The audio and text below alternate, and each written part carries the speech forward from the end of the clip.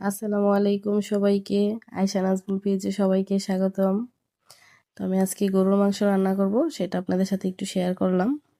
তো প্রথমে পানি ঝরানো গরুর মাংস নিয়ে নিলাম। আগে থেকে এটা আমি ধুয়ে পানি ঝরিয়ে নিয়েছি। তারপর পেঁয়াজ কুচি, আদা বাটা, রসুন বাটা, পেঁয়াজ বাটা, তারপরে হচ্ছে জিরার গুঁড়া, ধনিয়া গুঁড়া, একটু গরম মশলা, হলুদ গুঁড়া, মরিচের গুঁড়া, তারপরে লবণ, তেল, এগুলো দিয়ে আমি আগে মাংসটা মেখে নিব। তো আমি মাংসটা মেখে 2 ঘন্টা রেস্টে রেখেছিলাম।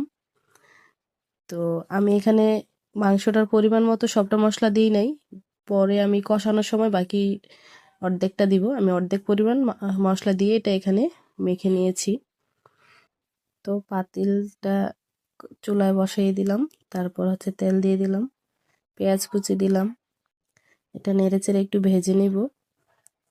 যে একটু বাদামি রকমের ভাজা হয়ে গেলে এখানে আমি আস্ত গরম মশলা দিয়ে দিলাম, তারপরে দিলাম হচ্ছে মেথি, তারপরে আদা বাটা, রসুন বাটা, এই যে রসুন বাটা দিয়ে দিব। তারপরে হচ্ছে এখানে আর একটু পেঁয়াজ বাটা অ্যাড করব, এই যে পেঁয়াজ বাটা দিয়ে ভালোভাবে নেড়ে চেড়ে নিব। এটা ভালোভাবে ভেজে নিব। দেখেন যে ভাজা হয়ে গেলে এখানে একটু লবণ, হলুদ গুঁড়ো, মরিচের গুঁড়ো, এই যে মরিচ গুঁড়ো দিয়ে দিলাম, একটু গরম মশলা গুঁড়ো দিয়ে ভালোভাবে কষিয়ে নেব। তো আমি জিরার গুঁড়াটা এখানে দিয়েছিলাম, সেটা স্কিপ হয়ে গেছে, ক্যামেরাতে দেখাতে পারি। নেড়ে চেড়ে ভালোভাবে কষিয়ে নিব।